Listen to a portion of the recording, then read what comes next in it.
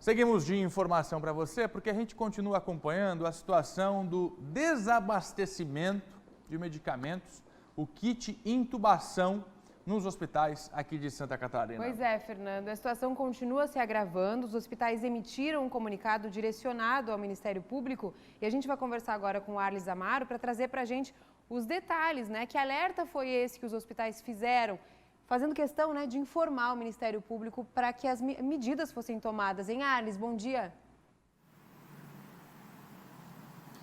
Bom dia, Sibeli. Bom dia para você acompanhando aqui o SCC Meio Dia.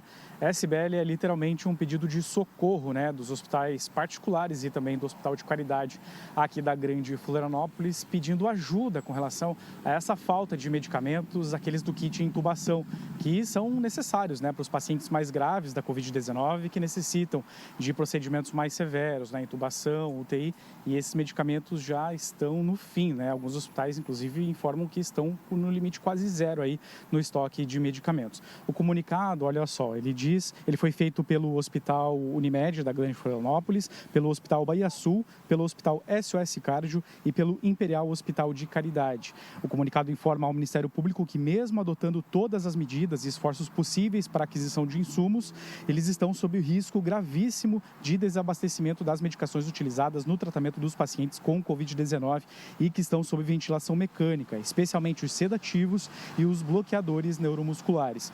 Os estoques desses medicamentos se encontram em nível crítico ou zerados nesses hospitais, além do esgotamento de vagas de UTI e também de ventiladores mecânicos, né? O detalhe aí, Sibeli, é que não é nem falta de recurso, né? Os hospitais têm dinheiro para fazer a compra desses medicamentos. O problema é que os fabricantes não estão dando conta de atender a demanda, né? Que o mundo todo está precisando desses medicamentos, então esses hospitais estão com sério risco de ficarem desabastecidos e aí para os pacientes mais graves da Covid-19 acabam sem os procedimentos corretos, né? Acabam aguardando não só pela falta de vagas do leito de UTIs e agora também essa situação de falta de medicamentos que a gente já tem acompanhado há alguns dias aqui no SCC Meio Dia. O Hospital de Criciúma, o Hospital São José em Criciúma também já passou por uma situação bem parecida, emitiu um comunicado para o Ministério Público. O Ministério Público cobrou o Estado com relação a essa organização de estoques de medicamentos. O prazo era na sexta-feira, mas até agora nós não recebemos nenhuma atualização sobre o que vai ser feito para essa falta de medicamentos, mas a gente segue acompanhando e atualizando tudo aqui no SCC Meio Dia. Sibeli, eu volto contigo. Obrigada, Arlis, pelas informações. Preocupação, né, que aumentou. A gente já vinha falando até sobre esse assunto, sobre essa demanda, né, Fernando? Só que, claro, diante da gravidade de tanta sobrecarga nos hospitais, agora a preocupação aumenta. Este assunto já é discutido desde o início da pandemia. Eu lembro que uma comitiva catarinense com deputados em Brasília discutiu a falta de insumos. Na época, justamente a falta do kit intubação. Porque o cidadão, ele, para ser entubado, para receber ali a ventilação mecânica, precisa estar sedado. Não existe a possibilidade de você entubar uma pessoa com ela acordada por conta de todo o desgaste de você introduzir equipamento via boca. O que a gente está perguntando agora é o seguinte: o Ministério Público informou agora que hoje à tarde vai tomar algumas medidas cabíveis, providências, vai cobrar mesmo, vai cobrar o governo do estado, vai cobrar o governo federal, vai cobrar a indústria. Bem verdade que o Arlis deixou claro, dinheiro tem, porque esta é a pergunta, a gente está falando de hospitais privados, as pessoas tiveram que desembolsar recursos para os atendimentos nessas unidades. Agora tem um ponto a ser destacado, muitos hospitais filantrópicos ou particulares pactuaram junto ao governo federal e ao governo do estado o atendimento pelo SUS, pela saúde pública. E essa forma de atendimento agora tem que ser colocada em consideração no momento em que a cobrança tem que ser feita a quem é responsável por comprar ou pelo menos para negociar de forma mais ampla a compra desses insumos. Um consórcio, uma união dos hospitais para que os insumos possam chegar em Santa Catarina. Faltou planejamento? Uma pergunta a ser respondida pelos próprios hospitais que deverão assim responder ao Ministério Público. A notícia é que hoje à tarde o MP se reúne e toma as medidas cabíveis. É sim, Fernando.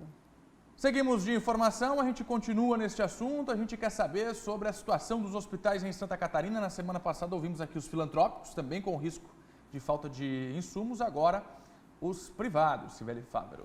Sim, Fernanda, a gente continua assim nesse assunto, com essa preocupação, né, dos hospitais privados em relação à possível falta de medicamentos e esse alerta, né, esse comunicado que foi feito ao Ministério Público sobre o risco grave de desabastecimento desses insumos. Nesse documento enviado ao Ministério Público estão citados hospitais como SOS Cardio, Caridade, Unimed e também o Bahia Sul.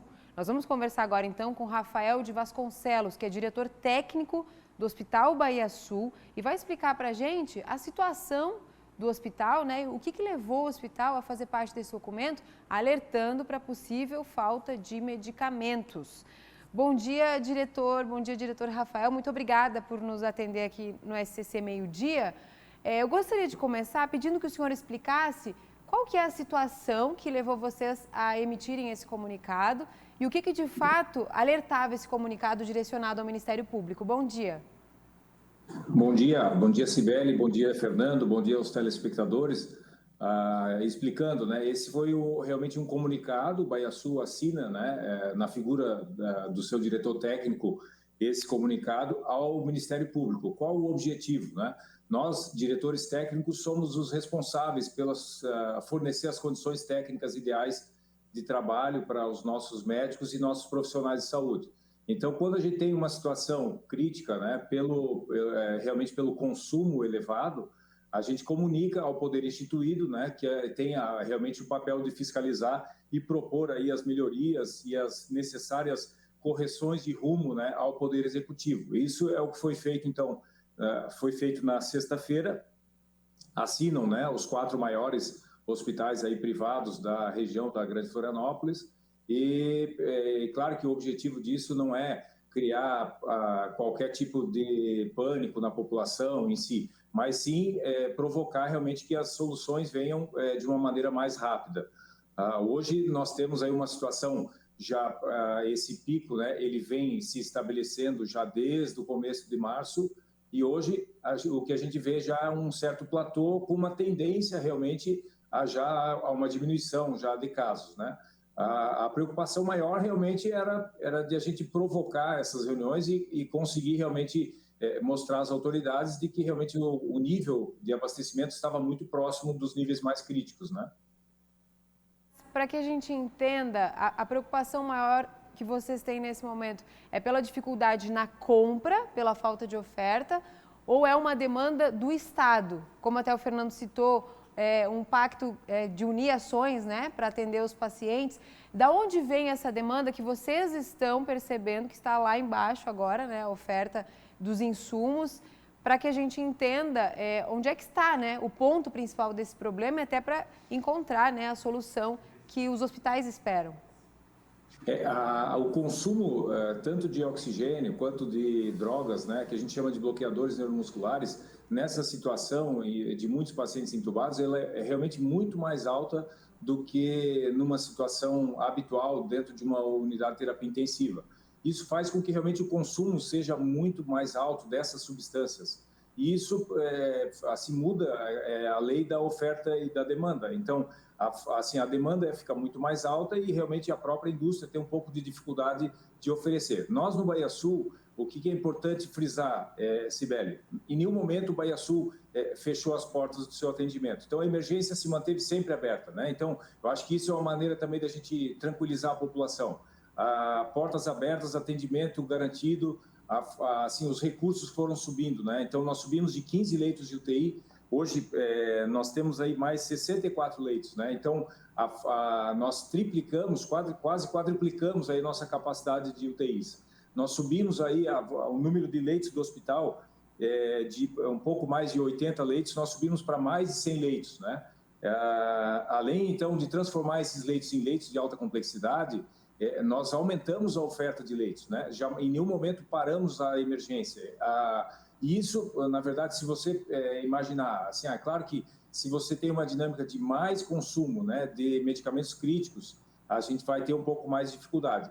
O Bahia Sul faz parte de uma rede nacional e então nós não estamos encontrando assim uma dificuldade de compra para reabastecimento. Só que os níveis de consumo, eles são muito mais altos do que em outras situações. Entendi. Então, há uma necessidade de a gente trazer essa informação ao Ministério Público, né? Esse foi o objetivo desse texto. Certo. Diretor, para que a gente entenda o nível desse alerta, o senhor tem acesso, neste momento, por exemplo, à situação desse nível de estoque, se é que dá para a gente chamar assim, de capacidade, de quantos dias vocês teriam de capacidade com esses medicamentos, caso nada seja feito?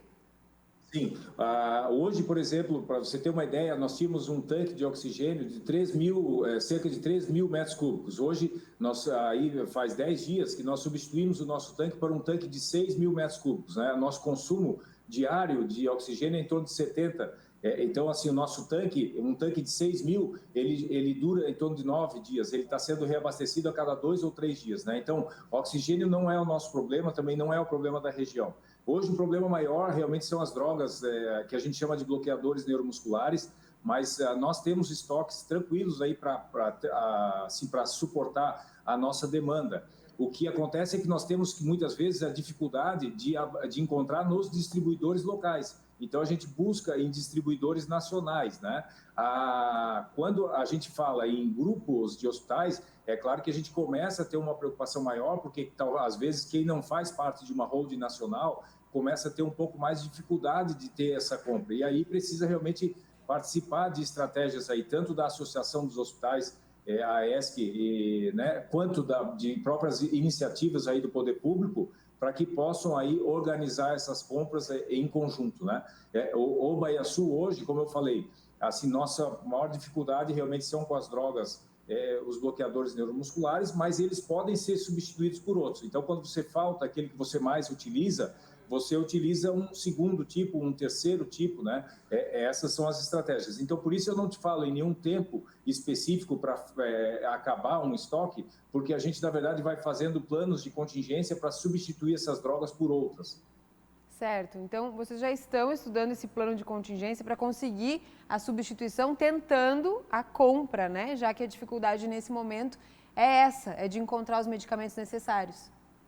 Exatamente. O que é importante, eu sempre falo, assim, quando a gente comenta esse tipo de situação, essa carta foi direcionada ao Ministério Público, para que a gente consiga criar situações, criar uma maneira de facilitar as futuras compras. O que para a população é importante saber é o seguinte: nós temos condição de fazer o atendimento. Segundo, nós precisamos, assim, aumentar aquelas recomendações iniciais: distanciamento social, higiene das mãos, a questão da etiqueta da tosse, a utilização de máscara. Isso, somado ao fato de que as vacinas já estão vindo, como você e o Fernando já deram a notícia há pouco, vai fazer com que o sistema de saúde consiga atender as pessoas a tempo, né? Então, assim, o pânico é um inimigo mortal nessa situação. Então, assim, as pessoas não precisam ficar em pânico, né? Os hospitais estão se mobilizando realmente para ter as condições de trabalho. Nós aqui no Baiaçu estamos aí num esforço bastante forte desde o início da pandemia para que nada falte à população, mas todos os hospitais privados estão com essa condição de trabalho e atendimento à população. Então, assim, fiquem tranquilos, mantenham as recomendações iniciais, façam a vacina e, se necessário, venham procurar atendimento hospitalar. Certo, muito obrigada, diretor, pelas explicações. A gente sabe, né, que quando um documento é enviado ao Ministério Público de uma união dos hospitais particulares, que naturalmente nós sabemos que tem outras condições, né, se nós compararmos com o hospital público, é claro que vai causar preocupação na população. Por isso é muito importante esses esclarecimentos, para que a gente entenda, então, pela sua conversa, que é muito mais uma prevenção neste momento do que uma escassez, é isso? É isso mesmo, Sibeli. Você pegou bem o ponto, né? Na verdade, a gente está se antecipando ao que pode vir a acontecer se a gente realmente não fortalecer essas negociações. Certo. Muito obrigada, diretor Rafael de Vasconcelos, que é diretor técnico do Hospital Baiaçu, esclarecendo para a gente essa demanda, então, que foi encaminhada ao Ministério Público. Obrigada, diretor. Eu que agradeço. Boa tarde. Boa tarde. Tá aí, né? A explicação, então, do diretor técnico do Baiaçu que está, né, citado nesse documento que os hospitais assinaram, encaminhando essa demanda para o Ministério Público. E por meio de nota, o Ministério Público de Santa Catarina, sobre esse assunto, informou que desde o ano passado vem cobrando medidas efetivas do governo do estado para garantir o atendimento dos pacientes do SUS. Há inclusive uma liminar em vigor que exige do estado um plano de ação detalhado com todas as providências para abastecer os estoques de medicamentos essenciais para intubação de pacientes. Em relação às informações encaminhadas pelos hospitais privados neste fim de semana, a Promotoria de Justiça está analisando e hoje à tarde tomará as devidas providências. E é importante frisar que a responsabilidade primária pelo atendimento dos pacientes, planejamento e também estoque de medicamentos é dos estabelecimentos de saúde.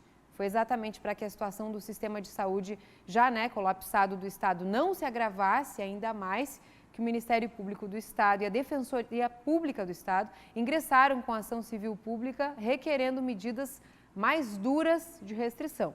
É claro que nós vamos continuar acompanhando e a gente percebeu já na fala do diretor que já existe uma tentativa de fazer a substituição de alguns medicamentos para que a compra seja mais facilitada, já que estão encontrando dificuldades de encontrar os medicamentos usados hoje em dia, neste momento, para intubação principalmente.